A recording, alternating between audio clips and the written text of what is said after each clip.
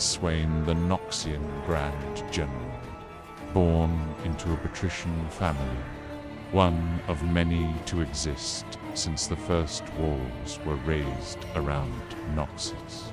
Jericho Swain seemed destined for a life of privilege.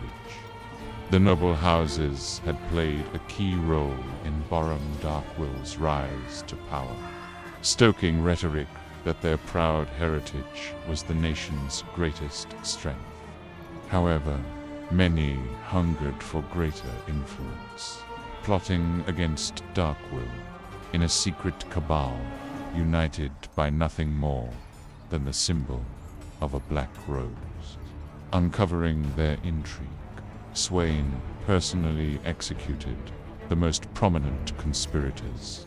Among them were his own parents, whose whispers of a pale woman had first alerted him of the danger to Noxus, which he valued more than house or kin. They sought a power, a shapeless voice cackling in the darkness of the immortal bastion, something like a raven's call. For exposing the cabal, Swain was granted a commission in the Noxian army, far from anything he had ever known. There, he learned firsthand that the Empire was not strong because of Noxians, as he had believed, but because of the way it could unite all men, in spite of their origins. On the front lines, a foreign slave could be the equal of a highborn noble. But still, Swain found only darkness in the wake of each battle. Clouds of carrion crows. After securing the western borders, Swain's own reputation was secured in Shirima, where his forces raised countless Noxturu above the desert sands. Yet, in time, it became clear that greed was the sole purpose driving the Empire forward. Fighting wars on too many fronts, lusting over magical relics. The aging Borum Darkwill was clearly growing unhinged. When Noxus invaded Ionia, Darkwill began to move even more brazenly, retasking entire warbands to scour the land for anything rumored to extend a mortal lifespan. With Swain's forces depleted, it became nearly impossible to engage the enemy. Finally, at the Battle of the Placidium, after luring the local militia into what should have been a trap, Swain's war host was overrun.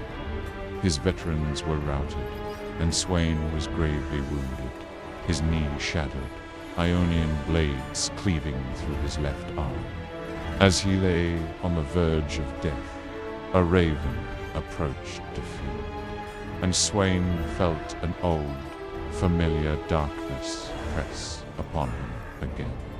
But he would not let it take him. He could not. Staring into the bird's eye, he saw reflections of the evil strangling the heart of Noxus. A black rose, be the pale woman, and her puppet emperor. Swain realized that he had not defeated the hidden cabal, and they had betrayed him to what should have been his death after seducing Darkwill, the man they failed to overthrow. All this was glimpsed, not in the mind of a raven, but something more. The power his parents had been seeking. The demonic eyes blazing in the dark. Cast out of the military for his failure, considered nothing more than a cripple, Swain set about uncovering what truly lay within the immortal Bastionan ancient entity, preying upon the dying and consuming their secrets, as it had attempted to consume his own. Swain stared into that darkness, seeing what even it could not, a way to wield it. Though his meticulous preparations took many years, Swain and his remaining allies seized control of Noxus in a single night. physically restored by the demon, he crushed Darkwill in full view of his followers, leaving the throne shattered and empty. Swain's vision for the future of Noxus is one of strength through unity. He has pulled back the war hosts from Darkwill's unwinnable campaigns, and, with the establishment of the Triferix, ensured that no individual can rule unopposed. He embraces any who will pledge themselves to the Empire, even the Black Rose, though he knows, in secret, they still plot against him. Gathering knowledge as the demon did before him, Swain has foreseen far greater dangers lurking just beyond. However, many Noxians secretly wonder if the darkness they face will pale in comparison to the dark things Swain has done. The sacrifices are only beginning for the good of Noxus.